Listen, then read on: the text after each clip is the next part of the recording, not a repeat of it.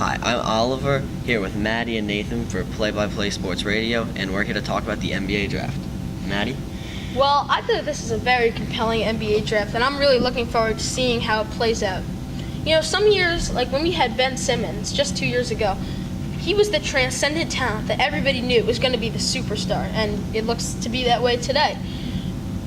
This year's draft does not have that one player. There's DeAndre Ayton, and he's a great all-around player, terrific offensive prospect. You have Jaren Jackson Jr., a 3-and-D wing. You have Mo Bamba, who has the lengthy wingspan.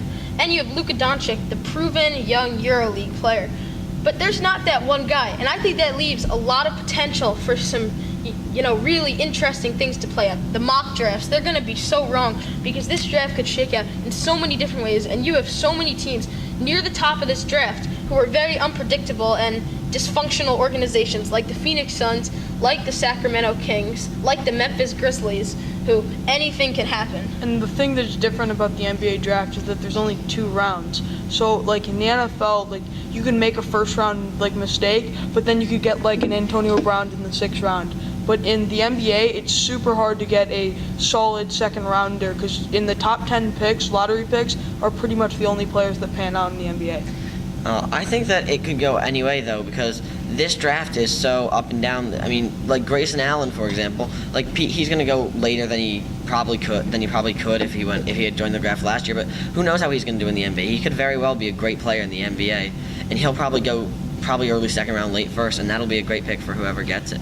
And something else I find very interesting about this draft is how scouts evaluate players. You look at a guy like Luka Doncic, who won the EuroLeague MVP as a teenager. I mean, that is an incredible feat. His playmaking ability is through the roof, and yet he's not even going to be the first overall pick, and his stock is falling for nothing he did wrong. And yet Jaren Jackson Jr., who played 21 minutes a game at Michigan State and was the 4th option on his own team, is rising in this draft and probably going to be a top 3 selection.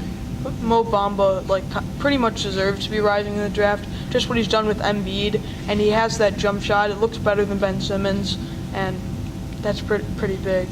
Okay, now it's time for us to open the lines and take a caller. So let's take Anthony from Chicago. Anthony? Who do you guys think the Sixers should go after with their second first-round pick? I know there's been a lot of talk about a lot of the Villanova players. You think they should take one of the hometown guys since they've been playing in the city for so long? Well, I think somebody who Villanova actually played against the national championship, Mo Wagner, deserves to be taken with their second first-round pick because, when you have Ben Simmons, who is a playmaker, and he does not shoot the ball, you need more shooters on their team. What better to have than a stretch 5, a big who can shoot the 3 ball the way Mo Wagner can? It would be a terrific addition and a great contrast to Joel Embiid. But I actually don't think they should even use that pick. I think they should trade it and try and go after people like Kyrie, and you can trade Sark and Covington to get in that pick for Kyrie. Oh my God, Kawhi. Well, that's an interesting thought.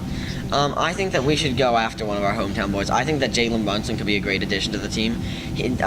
Other than the fact that, he might be less athletic and it might be hard for him in the NBA, but he looked great on Villanova, and he was a leader on that team. If we can get players like him and like T.J. McConnell, who's already on the Sixers, who can hustle and go for that ball, that can be a great addition to the team. Absolutely. Just like we said earlier with Luka Doncic, Jalen Brunson is a proven commodity who's won National Player of the Year. He should be considered higher, in my opinion.